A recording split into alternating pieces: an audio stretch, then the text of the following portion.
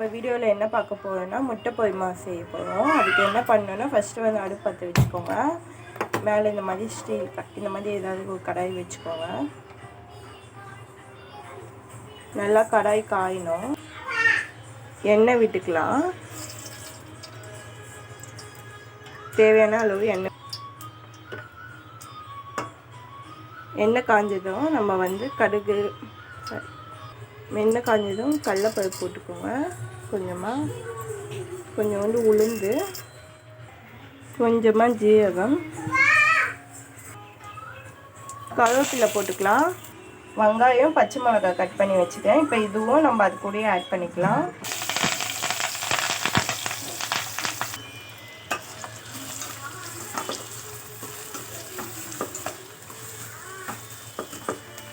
பூண்டு இந்த மாதிரி தட்டி வச்சுக்கோங்க. இப்போ இதுவும் ஆட் பண்ணி பூண்டு,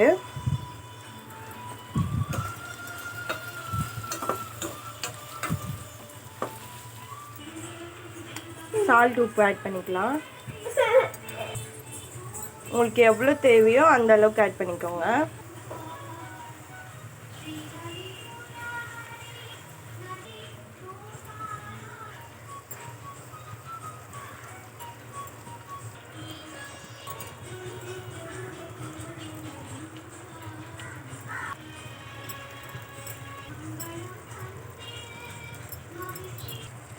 முட்டை எல்லாமே ஊற்றியாச்சு. 4 முட்டை நான் சேர்த்துட்டேன். உங்களுக்கு எந்த அளவுக்கு தேவையோ அந்த அளவுக்கு நீங்கள் ஆட் பண்ணுங்கள்.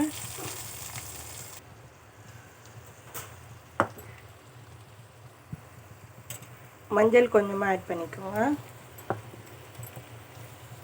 மிளகுத்தூள்,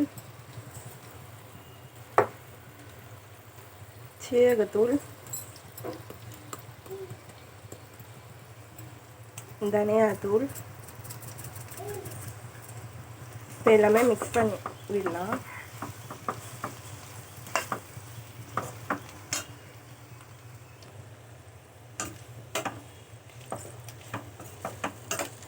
நல்லா மிக்ஸ் பண்ணி விடுங்க.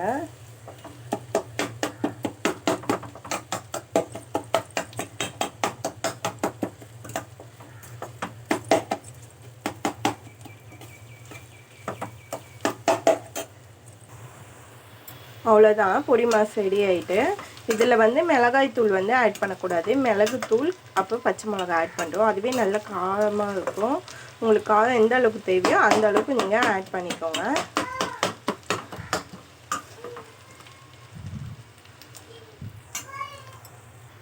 அடுப்பு ஆஃப் பண்ணிக்கலாம். நல்லா ரெடி ஆகிட்டு பொரி மாஸ். இந்த வீடியோ உங்களுக்கு பிடிச்சிருந்தால் லைக் பண்ணுங்கள், ஷேர் பண்ணுங்கள், சப்ஸ்கிரைப் பண்ணுங்கள். மறக்காமல் பெல் பட்டனை கிளிக் பண்ணுங்கள். தேங்க்யூ.